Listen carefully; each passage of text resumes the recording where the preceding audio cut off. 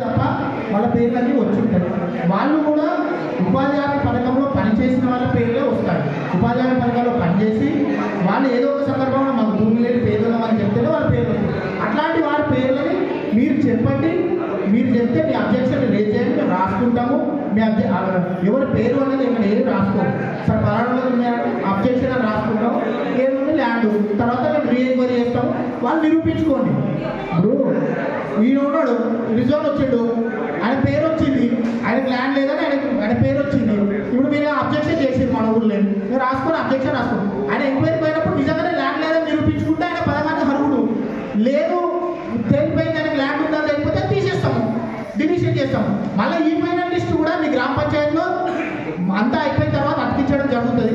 కాబట్టి మీరు ఎవరు కూడా ఆందోళన చెందాల్సిన అవసరం లేదు. ఇప్పుడు ఇందిరేమో ఆత్మీయ భరోసా కింద మన సెక్రటరీ గారు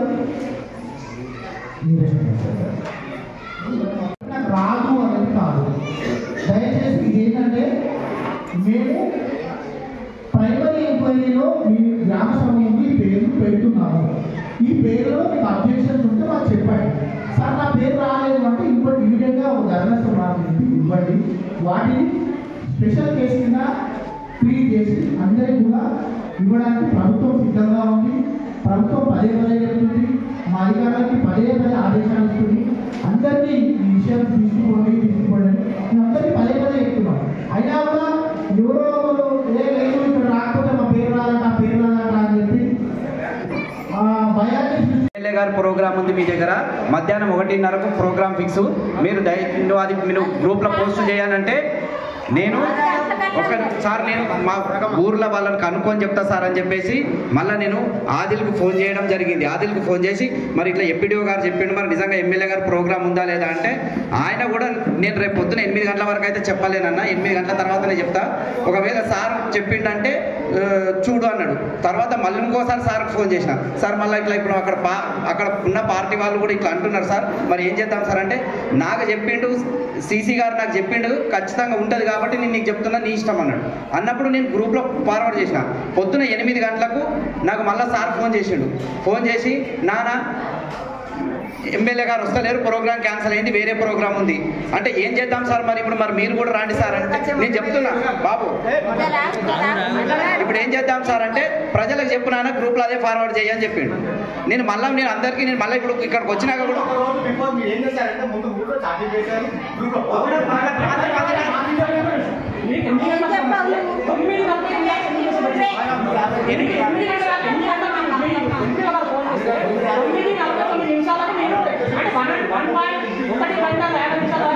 ఎందుకు పెట్టలేదంటే ఒక నిమిషం ఆదిల్ భాయ్ ఏం చెప్పిండు, అరే ఒక నిమిషం ఆగా నువ్వు మాట్లాడేదే కాదబ్బా, ఒక నిమిషం ఎదురైనాలి కదా, ఒక నిమిషం ఆగు, ఒక నిమిషం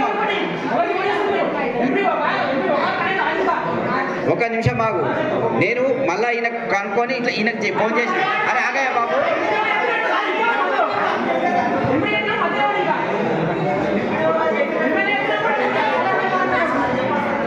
నేను అంటే ఆయన ఏమంటారు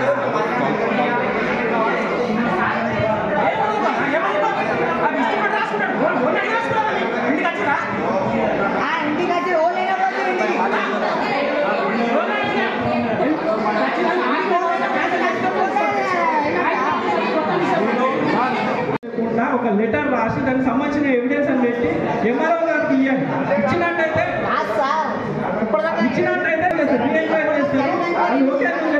అంతిమ లక్ష్యాన్ని మీరు గుర్తుంచుకోండి.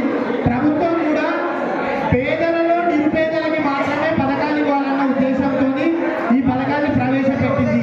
ఉన్న వాళ్ళకి డబ్బులున్న వాళ్ళకి అన్ని ఇల్లున్న వాళ్ళకి ఇవ్వాలనేది ఉద్దేశం కాదు ప్రభుత్వ ఉద్దేశము.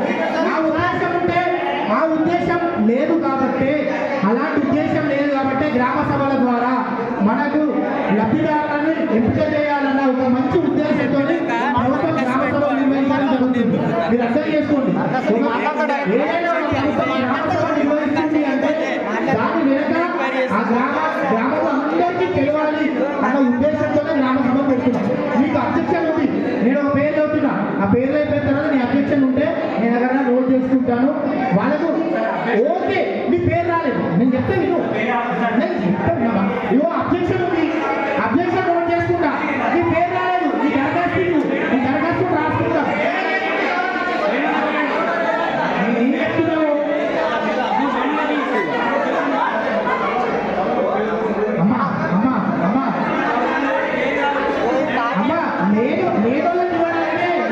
మీటింగ్ పెట్టింది.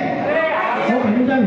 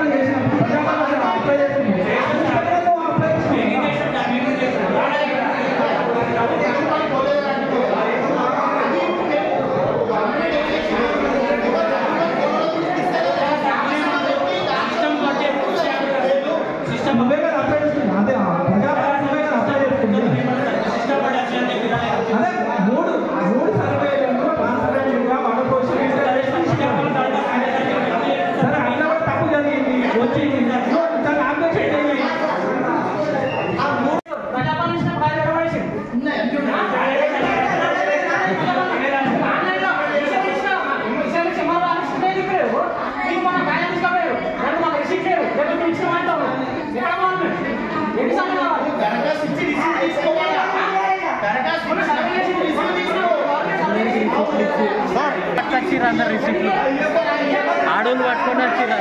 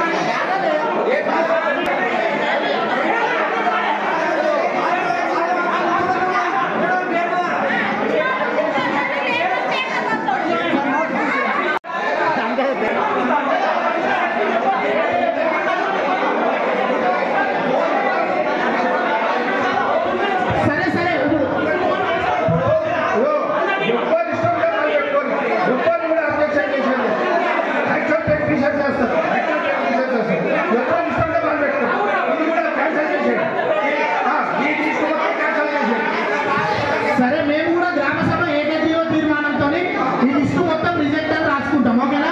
కొత్త బెనిఫిషియరీస్ ఎవరైతే ఉందో ఆ బెనిఫిషియరీని గుర్తించడానికి నేను పంపించే రిపోర్ట్లో గ్రామ సభ ఏకగ్రీవ తీర్మానంతో ఇందిరమ్మ ఆత్మీయ భరోసా లిస్టు రిజెక్ట్ చేస్తున్నారని చెప్పి మేము ఇప్పుడు ఏకగ్రీవ తీర్మానంతో రాసుకుంటాం. మీరు అందరూ సంతకాలు పెట్టండి. నెక్స్ట్ ఏంటంటే కొత్త వారి కోసము కొత్త వారు ఎవరైతే రియల్ బెనిఫిషియరీస్ వాళ్ళ కోసము మళ్ళీ మేము కలెక్టర్ గారికి ఎంపీడీఓ గారికి చెప్తాము. కొత్త వారిని గుర్తిస్తారు. తెలుసు అని నువ్వు చెప్తున్నావు కాబట్టి ఇప్పుడు మాది భరోసా. ఇన్ని రోజులు మీ గ్రామంలో ఉన్న నీ నమ్మకం లేదమ్మా, నీ సీఎస్టీ నమ్మకం లేదు, నీ సెక్రటరీ నమ్మకం చెప్పాయి నీకు వాళ్ళ మీద నమ్మకం లేదు కాబట్టి మేము వచ్చినాం కదా. స్పెషల్ ఆఫీసర్ వచ్చిండు, మండల స్పెషల్ ప్రత్యేక అధికారిగా నేను వచ్చిన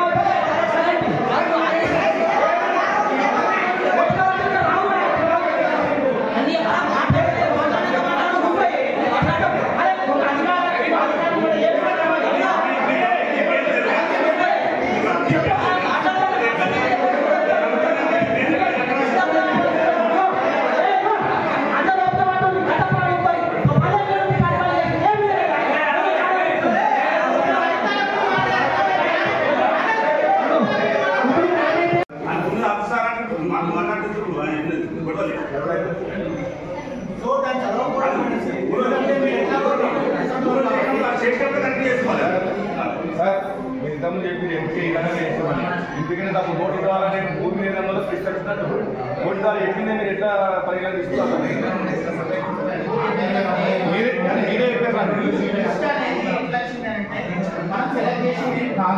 మనం సెలెక్ట్ చేసి మన ఫీల్డ్ అసిస్టెంట్ మీ పంచాయత్ సెక్రటరీ వీళ్ళు కూర్చొని సెలెక్ట్ చేసింది కాదు. ఇది ఏంటంటే స్టేట్ వైడ్గా అన్ని గ్రామ పంచాయతీలకు కూడా కంప్యూటరైజ్డ్ లిస్ట్ అది కంప్యూటరైజ్డ్ లిస్టు ఏమైంది అంటే ఇప్పుడు సెంట్రల్ గవర్నమెంట్ ఎన్ఆర్ఈటీఎస్లో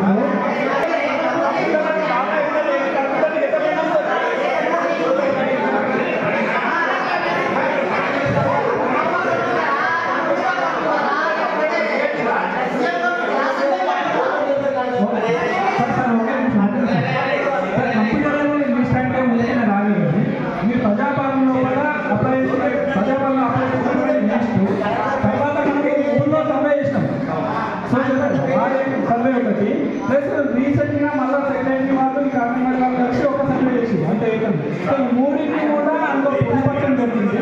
దాని ప్రకారమే ఈ లిస్ట్ చేయడం జరిగింది. లిస్టు కాదు, ఇది ఫైనల్ లిస్టు కాదు.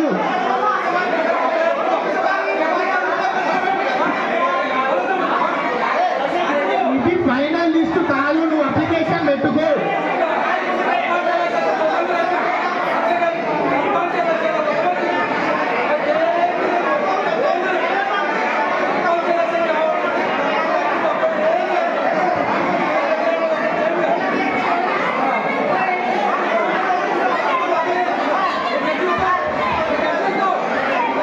మీరు అప్లికేషన్ పెట్టుకుంటే 26వ తారీఖు వరకు ఇంకా 7 days ఉంది. దాంట్లో ఎంక్వైరీ అవుతుంది.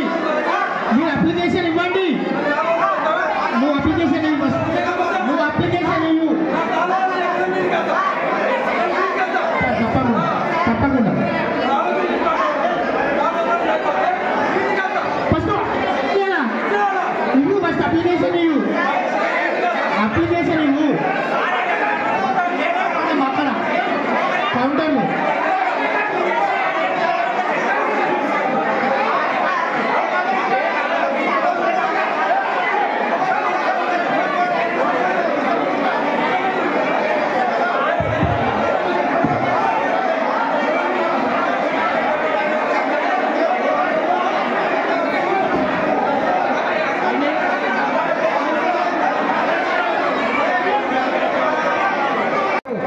మీరందరూ గ్రామస్తులు చెప్పినట్టు రైతు ఆత్మీయ భరోసా మొత్తం 25 పేర్లు రద్దు చేయమని చెప్పేసి తీర్మానంలో రాయడం జరిగింది. అట్లనే ఇందిరమ్మ ఇల్లు కూడా 319 పేర్లు ఎవరి వచ్చినాయో అవన్నీ కూడా రద్దు చేసేసి కమిటీ ఏది ఫైనల్ చేస్తుందో దానికోసమే ప్రపోజల్ పంపించాక ఇవన్నీ కూడా క్యాన్సిల్ చేస్తున్నాం. కొత్తవి మళ్ళా గుర్తిస్తాము. మీరు గ్రామస్తులే గుర్తించండి, అందరు కలిసి గుర్తించండి. దాన్ని మళ్ళీ మనం ప్రభుత్వానికి పంపిస్తాము. అది కూడా రద్దు చేయమని చెప్పి రాసినాం. కాబట్టి దయచేసి ఇప్పుడు ఈ కాపీని మనము కలెక్టర్ గారికి పంపిస్తాము. ఇంకోటి మీరందరూ కూడా ఇప్పుడు ఈ గ్రామ సభలో మీరు చెప్పినట్టు కాదు, దయచేసి మీరు ఇప్పుడు గ్రామ సభలో చెప్పినట్టు కాదు, ఈ సంతకాలు మీరు గ్రామ సభ హాజరు రిజిస్టర్లో పెట్టండి. పెట్టిన తర్వాత ఇంకోటి మీరు కూడా రిప్రజెంటేషన్ పై అధికారులకు ఇవ్వండి. ఇప్పుడు మీకు ఎవరైతే లబ్ధిదారులు ఏమేమి రాలేదు, మొన్న పోయినసారి ప్రజాపాలనలో దాదాపు నాకు తెలిసినంత వరకు పాత సెక్రటరీ చెప్పింది. ఇప్పుడు ఈయన వచ్చి నొల్లి పెడుతున్నాడు. కానీ పోయినసారి ప్రజాపాలనలో ఈయన ఇయ్యలేడు, వీళ్ళ తమ్ముడు కర్ణమానం తీయలేడు. ఇది ఎట్ల విషయం నాకు తెలిసింది. నిన్న రామ